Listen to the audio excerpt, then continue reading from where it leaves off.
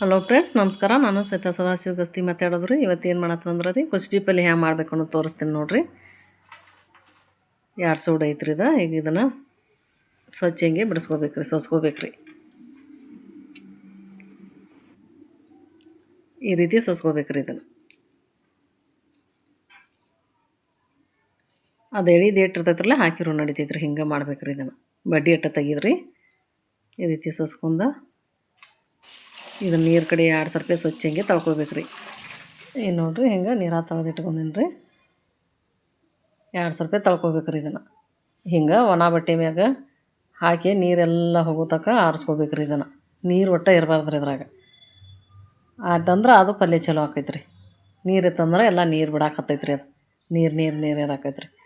ಹಿಂಗೆ ಗಾಳಿಗೆ ಆರಿಸ್ಕೋಬೇಕು ರೀ ಸ್ವಲ್ಪ. ಅದ್ರೊಳಗಿನ ನೀರೆಲ್ಲ ಹೋಗ್ಬೇಕು ರೀ. ನಾ ಹಿಂಗೆ ಅರ್ಬಿ ಹಾಸಿ ಹಾಕ್ಕೊಂಡು ಆರಿಸ್ಕೊಳತ್ತೀನಿ ರೀ. ಈಗ ನೋಡಿರಿ, ನೀರೆಲ್ಲ ಹೋಗೈತೆ ರೀ, ಆರಿಸ್ಕೊಂಡೀನು. ಈಗ ಇದನ್ನು ಹಿಂಗೆ ಇದ್ರಾಗ ತಕ್ಕೊಂಡ ಸಣ್ಣಂಗೆ ಕಟ್ ಮಾಡ್ತೀನಿ ರೀ. ಭಾಳ ಚಲೋ ಆಗಿರ್ತೈತೆ ರೀ. ರೊಟ್ಟಿ ಕೂಡ ಮಸ್ತ್ ಆತೈತೆ ರೀ. ಈಗ ಹೆರ್ಚ್ಕೊಳತ್ತೀನಿ ನೋಡಿರಿ. ನಮ್ಮೂರ ಕಡೆ ಅದು ಎಲ್ಲ ಚಲೋ ಸಿಗ್ತೈತೆ ರೀ. ಅದು ಜಮಖಂಡಿ, ಇಜಾಪುರ ಸೈಡ ಈ ಸೀಸನ್ ಇದ್ದಾಗ ಕುಸ್ಬಿ ಪಲ್ಯ ಬರ್ತೈತೆ ರೀ. ಇಲ್ಲಿ ಸಿಗ್ತೈತೆ ರೀ. ಈ ರೀತಿ ಕಟ್ ಮಾಡ್ಕೋಬೇಕು ರೀ. ಸಣ್ಣಂಗೆ ಹೆರ್ಚ್ಕೊಂಡು ನೋಡಿದ್ರಿ ಹಿಂಗೆ.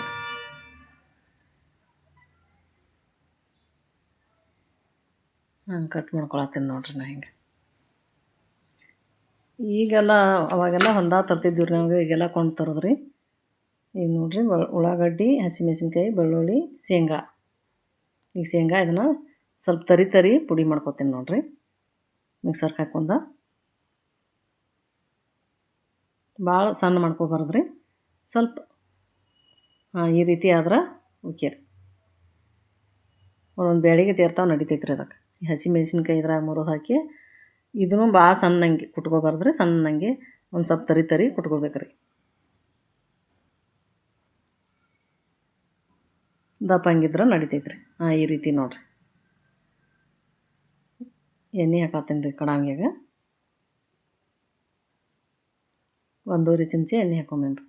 ಜೀರಿಗೆ ರೀ.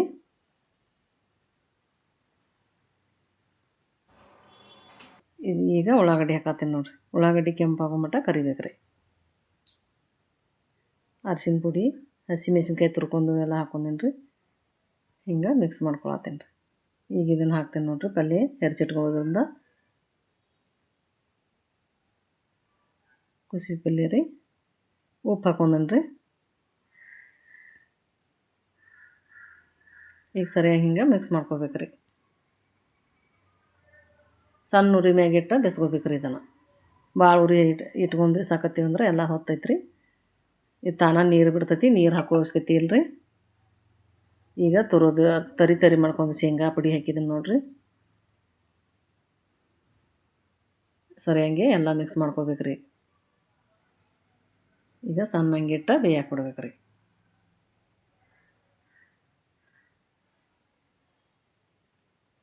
ಈಗ ನೋಡಿರಿ, ಆಗೈತೆ ರೀ. ಈಗ ನೋಡಿರಿ, ರೆಡಿ ಆಯ್ತು ರೀ ಪಲ್ಯ. ಮಸ್ತ್ ಘಮ ವಾಸನೆ ಬರತೈತಿ ಅದ್ರದ್ದು. ಮಸ್ತಾಗಿರ್ತೈತೆ ರೀ. ರೊಟ್ಟಿ ಒಳಗೆ ಜೋಳದ ರೊಟ್ಟಿಯಾಗೂ ತಿನ್ಬೋದು ರೀ.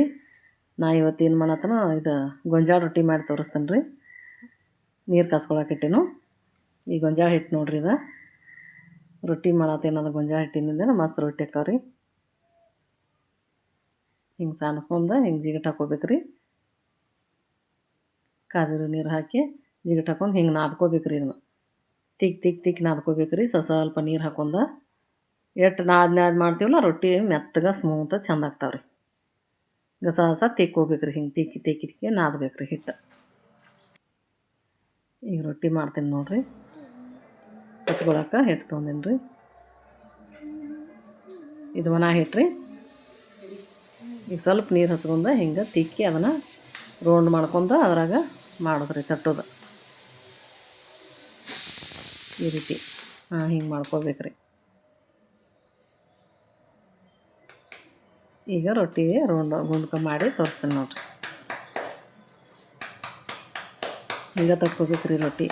ಫಸ್ಟ್ ಟೈಮ್ ಕಲಿಯಾರದು ಇದ್ರೆ ಹಿಂಗೆ ಈ ರೀತಿ ಮಾಡಿ ಕಲ್ಕೋರಿ. ರೊಟ್ಟಿ ಮಾಡಾಕೋ ಬರ್ತೈತಿ. ಈಜಿ ಐತಿ. ಈ ರೀತಿ ಹಿಂಗೆ ರೌಂಡ್ ಮಾಡ್ಕೋಬೇಕು ರೀ. ಸ್ವಲ್ಪ ಹಿಟ್ಟು ಹಾಕ್ಕೊಂಡು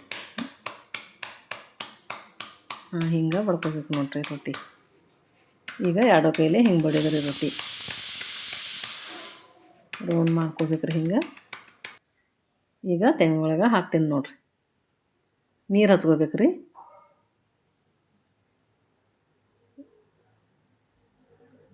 ಎಲ್ಲಿ ಬಿಡ್ಲಾರ್ದ ಹಿಂಗೆ ನೀರು ಹಚ್ಕೊಂಡ ಬೇಯಿಸ್ಕೋಬೇಕ್ರಿ ರೊಟ್ಟಿ.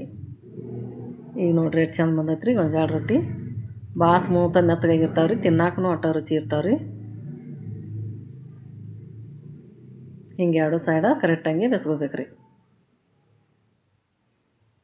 ಈಗ ನೋಡ್ರಿ ಕುಸ್ಬಿ ಪಲ್ಯ, ಟಮಾಟೋ, ಇದು ಹಸಿ ಮೆಣಸಿನ್ಕಾಯಿ ಚಟ್ನಿ ರೀ, ಟಮಾಟಿ ಹಾಕಿ ಮಾಡಿದ್ದು. ಮೆತ್ತಗಾಗಿದಾವೆ ರೊಟ್ಟಿ, ಮಸ್ತಾಗಿರ್ತೈತೆ ರೀ, ಟೇಸ್ಟ್ ಚಲೋ ಆಗಿರ್ತೈತೆ ರೀ. ಈಗ ನಮ್ಮ ಯಜಮಾನ್ರು ತಿಂದು ತೋರಿಸ್ತಾವೆ ನೋಡ್ರಿ ಪಲ್ಯ ಹೆಂಗಾಗಿತ್ತಪ್ಪ. ಕರ್ನಾಟಕ ಗೊಂಜಾಳ ರೊಟ್ಟಿ ಕುಸ್ಬಿ ಪಲ್ಯ ಮಸ್ತ್ ಮರ್ಯಾದ್ರಿ. ನನ್ನ ಹೆಂಡತಿ ಒಮ್ಮೆ ನೀವು ಟ್ರೈ ಮಾಡಿರಿ, ತಿಂದು ನೋಡ್ರಿ.